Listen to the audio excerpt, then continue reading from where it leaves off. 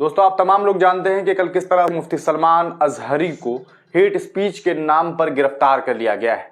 उन्होंने जो कुछ बयान दिया था इसके बारे में हमने आपको पहले भी बता दिया है, इसलिए अब बताने की जरूरत नहीं है। लेकिन आप तमाम लोग जानते हैं कि किस तरह से पहले तो मुंबई एटीएस और गुजरात एटीएस ने मिलकर के उन्हें मुंबई में डिटेन किया। लगभग 12 घंटे तक उनसे पूछताछ हुई। इसके बाद लोगों को यह लगा, क्योंकि उनके चाहने वाले उस पूरे परिसर, जो थाना परिसर था, उसके बाहर मौजूद थे, वो लोग कहीं ना कहीं इस इंतजार में थे कि मुफ्ती साहब को छोड़ दिया जाएगा। लेकिन ऐसा नहीं हुआ और लोगों को यह लगा कि शायद अब उनका बेल होने वाला है, लेकिन उनको बेल नहीं मिला और वो सीधे सीधे जो गुजरात एटीएस है उन्हें लेकर के जूनागढ़ पहुंच गई।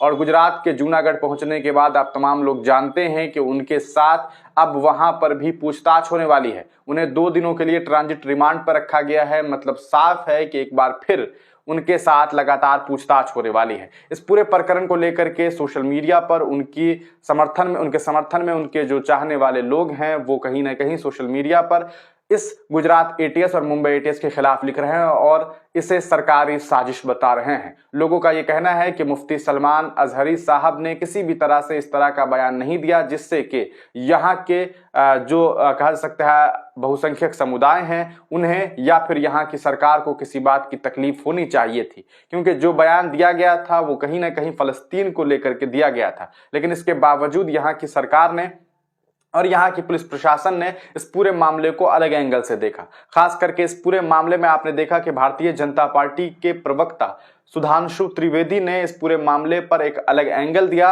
और उसको लेकर के, उनके बयान को लेकर के पुलिस थाने में कंप्लेन करने की बात की और इसके बाद मौलाना सलमान अजहरी साहब की, मुफ्ती सलमान अजहरी साहब की जो है गिरफ्तारी हो गई। इस पूरे प्रकरण के बाद यह भी देखा गया कि देर रात वारिस पठान जो कि एआईएमआईएम पार्टी के नेता हैं वो भी वहां मौके पर पहुंचे और उन्होंने मुफ्ती सलमान अजहरी साहब से मुलाकात की और उसके बाद उन्होंने ये बात कही कि किस तरह से उनकी गिरफ्तारी सही तरीके से नहीं की गई। कहीं ना कहीं उनके साथ जो संवैधानिक तरीका है उस तरह से भी गिरफ्तारी नहीं हुई, उन्हें यहां तक कि नोटिस भी नहीं दी गई और बगैर नोटिस की उनकी गिरफ्तारी कर दी गई। इसके पीछे की वजह यह है क्योंकि अगर उन्हें नोटिस दी जाती तो यकीनन उन्हें बेल मिल जाता और उसके बाद 15 दिनों का बेल मिल ही जाता। खैर, अब इस पूरे प्रकरण को लेकर के बिहार एआईएमआईएम पार्टी के प्रदेश अध्यक्ष अख्तरुल ईमान ने भी अपना बयान जारी किया है। अख्तरुल ईमान ने मुफ्ती सलमान अजहरी को लेकर के बयान देते हुए ये बात कही है कि इस मुल्क में हर रोज मुसलमानों के खिलाफ उल्टी सीधे बयान दिए जाते हैं, लेकिन उसको लेकर के कभी कोई शिकायतें नहीं होती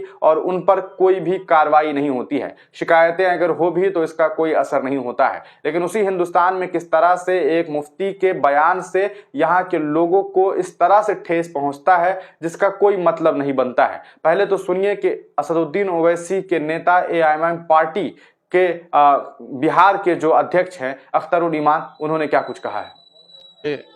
हम आह भी करते हैं तो हो जाते हैं बदनाम, कोई कत्ल भी करे तो चर्चा नहीं होता है ना। मुल्क में मुसलमानों के खिलाफ कितनी भद्दी बातें की जा रही हैं, उस पर कोई कार्रवाई नहीं होती है।